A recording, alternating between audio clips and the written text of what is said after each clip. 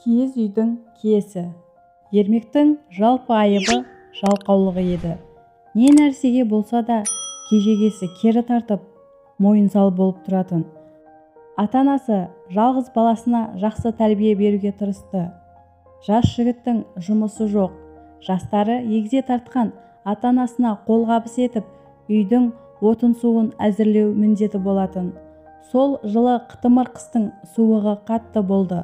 Қыстың қамын жаз ойламаған жігіт қара суықта алыс жерден отын әкелуге ерініп, жақын жерден олжа іздеуге кірісті.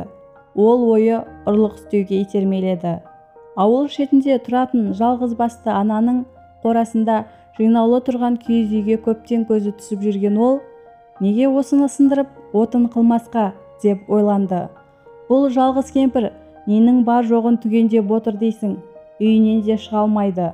Алғанымды да білмес деген арам ойдың етегіне жармасты. Не керек, бір аптаның ішінде көп жылдан бері тігілмей жинаулы тұрған киіз үй бөлшектерін тасалау жерге тасып алып, шаңырағынан бастап балталап үйіне бір көлік сындырылған ағаш түсірді. Ата-анасы баламыз ағашты пешке салатындай етіп дайындап әкелді деп қуана жақты. Бір жыл шоғына жылынды, бірақ олар бұл жылудың лебі көп ұзамай арқаға тастай тиерін білмеген еді.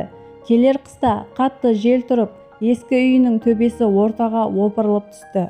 Қарлы аязда отбасымен далада қалды. Отын шабуға ерініп, келі киіз үйді бөлшектеген жігіт үй тұрғызып қарық қыла ма? Ауыл ішінде отырғандықтан баспанасыз қалған отбасыға көмек беруді ешкім аянып қалмады.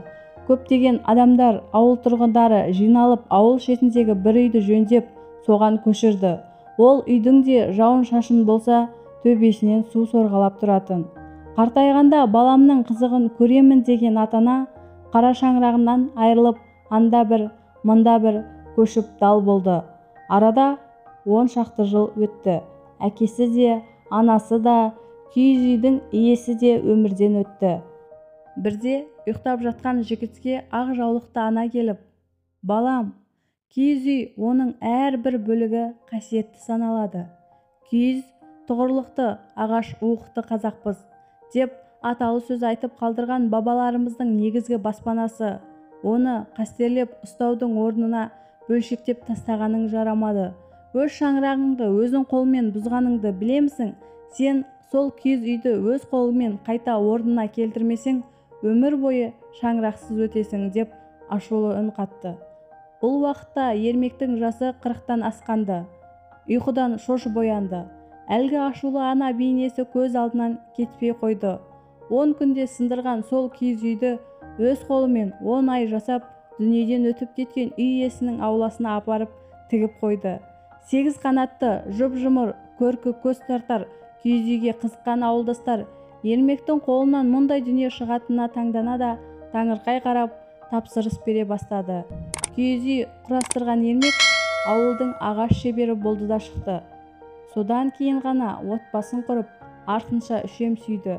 Бұрын-соңды үшем дүниеге келмеген ауыл басшылары бірлесіп шағын үй тарту етті.